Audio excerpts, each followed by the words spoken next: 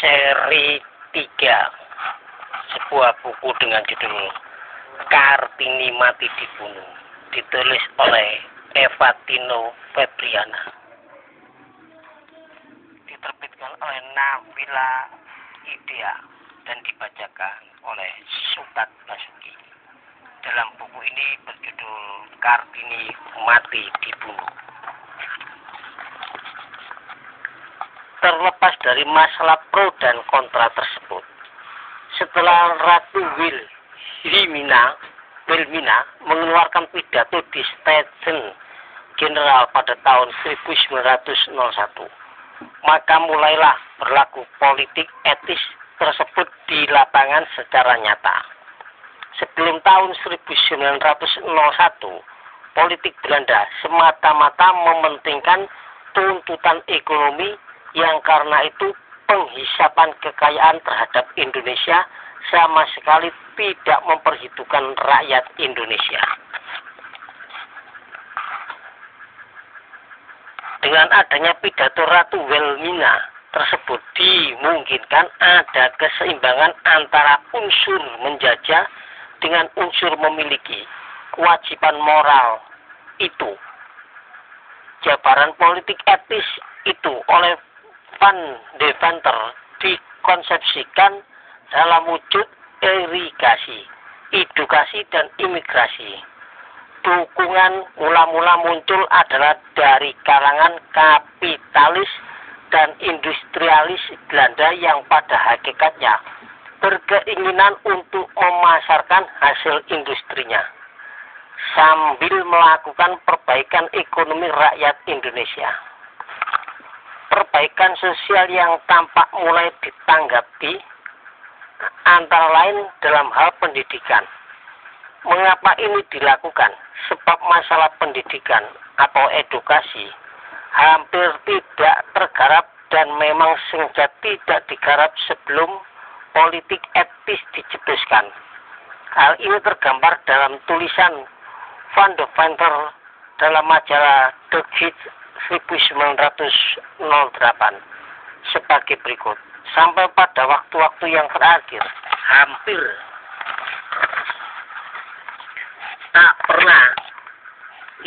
tak pernah kita memikirkan pendidikan, kecerdasan, dan penyempurnaan akal budi pekerti bangsa Bumi Putra asal pajak dibayarkan, kewajiban rodi dan bertanam dilakukannya, asal kehidupan rakyat tidak sengsara, memadailah, maka tenanglah hati pemerintah.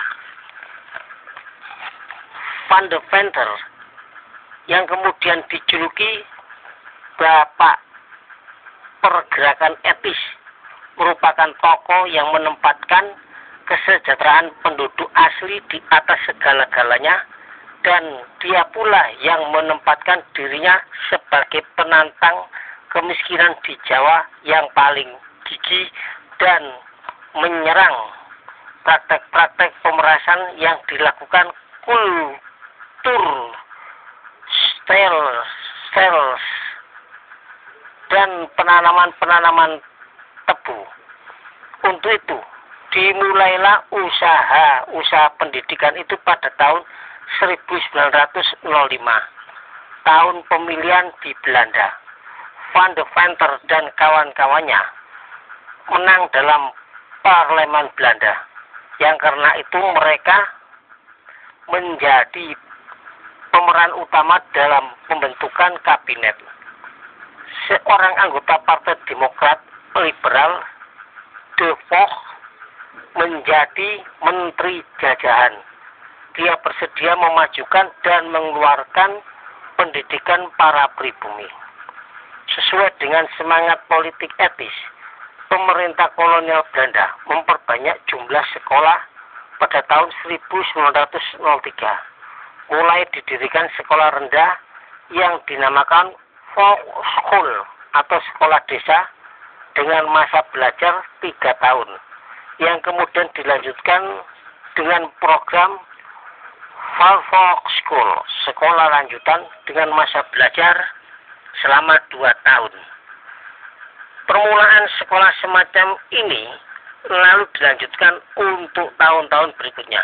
Misalnya yang dinamakan Mir Trade Ladder Underway atau MULO, yakni sebuah sekolah yang jenjangannya setingkat dengan SMP pada zaman Belanda, dan program Algemeen Middelbare School atau AMS yang jenjangnya setingkat dengan SMA.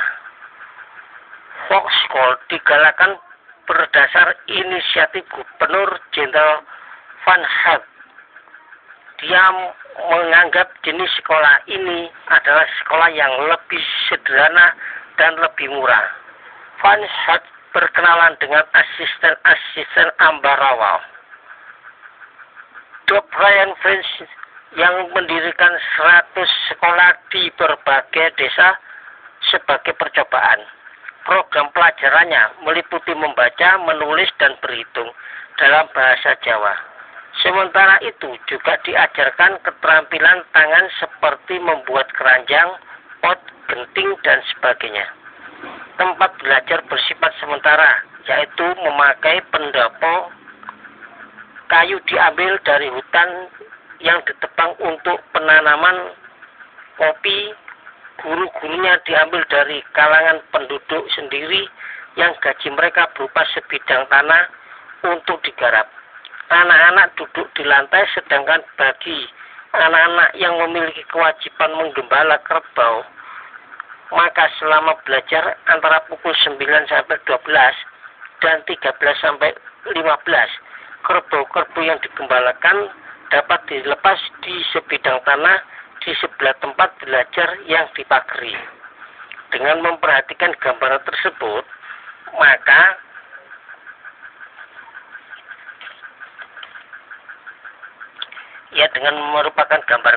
maka dapat dibayangkan betapa sederhananya persekolahan yang disebut Volkschool itu.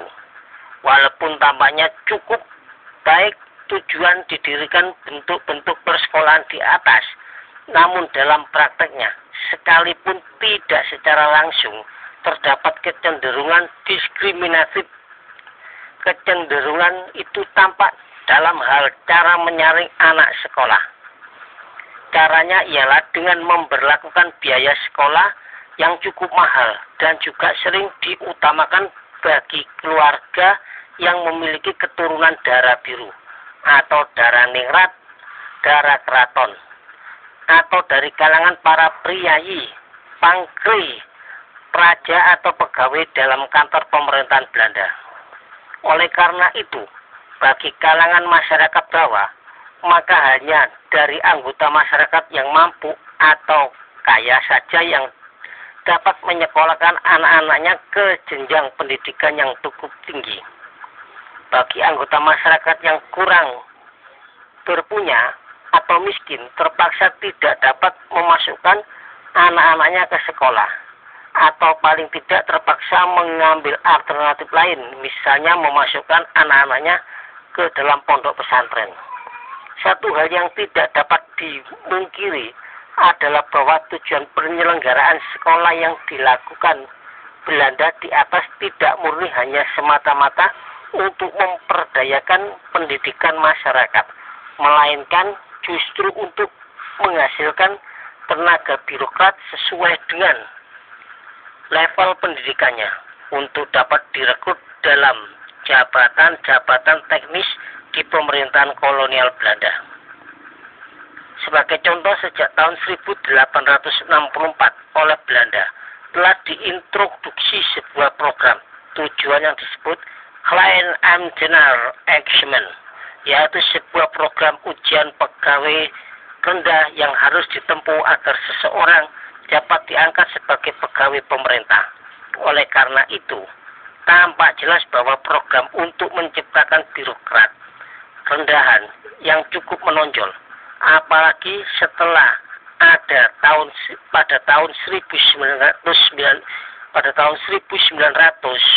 diperkenalkan sekolah Opleiding School for Inlanders Ambtenaren atau Austria, yaitu sebuah sekolah yang dipersilakan untuk menjadi pegawai pemerintah untuk kalangan pribumi.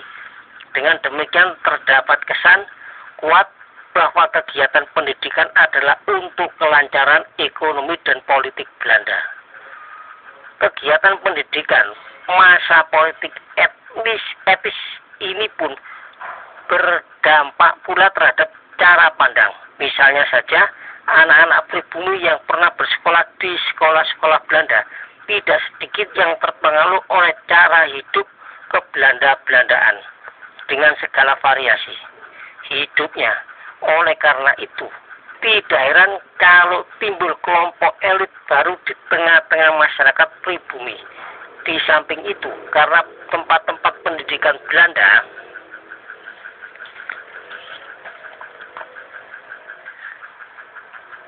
tempat-tempat pendidikan Belanda itu rata-rata terpusat di kota-kota.